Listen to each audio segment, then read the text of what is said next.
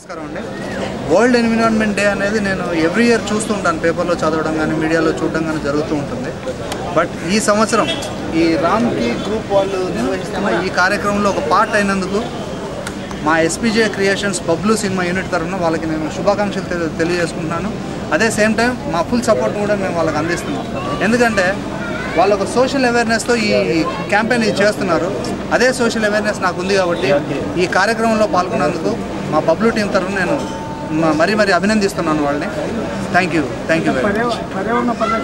పర్యావరణ పరిరక్షణ కోసం మనం చేయాల్సింది ఏంటంటే, ఎప్పుడైతే మనం పర్యావరణాన్ని రక్షించుకుంటామో మనం రక్షించుకున్నట్టు.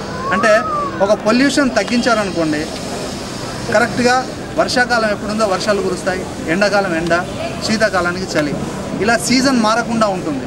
ఇప్పుడు మనకు పొల్యూషన్ అనేది ఎక్కువైనందువల్లనే ఓజోన్ పొర పోయి మన గ్లోబల్ వార్మింగ్ పెరిగి మనం ఇప్పుడుండే పరిస్థితి అది. సో దీన్ని తగ్గించుకోవడం అనేది మన చేతిలో ఉంది. సో ప్లాంట్స్ నాటండి, ప్లాంట్స్కి బాగా ఇచ్చేయండి, చెట్లు నరకడం మాత్రం నిషేధించండి. ఇంతే నా ఒక కామన్ మ్యాన్గా నా అభిప్రాయం సార్.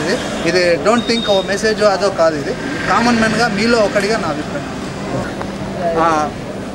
మా బబ్లు సినిమా రిలీజ్ అయిందండి. రిలీజ్ అయిన ప్రతి చోటు నుండి, అంటే రిలీజ్ అయిన ప్రతి సెంటర్ నుంచి చాలా మంచి పాజిటివ్ టాక్ ఉంది సార్. ప్రేక్షకులందరూ నిజంగా చాలా ఎంటర్టైన్మెంట్గా ఫీల్ అవుతున్నారు. టికెట్ కొనుక్కొని వెళ్ళిన ప్రతి ఒక్కరికి ఆ టికెట్ వర్కౌట్ అయిందని చాలామంది ఫోన్లు చేస్తున్నారు నాకు. చాలా బాగుంది సార్, ఫుల్ క్లీన్ ఎంటర్టైన్మెంట్, చాలా బాగుందని చెప్తున్నారు. చాలా హ్యాపీగా ఉంది. ముఖ్యంగా ఒక హీరోని వాళ్ళ ఫాదర్ మా అబ్బాయిని హీరోగా నిలబెట్టాలి అనే వాళ్ళ నాన్నగారి తపన నిజంగా నెరవేరింది. మా మనోతేజ్ని ప్రేక్షకులు ఆశీర్వదించారు. చాలా హ్యాపీగా ఉంది.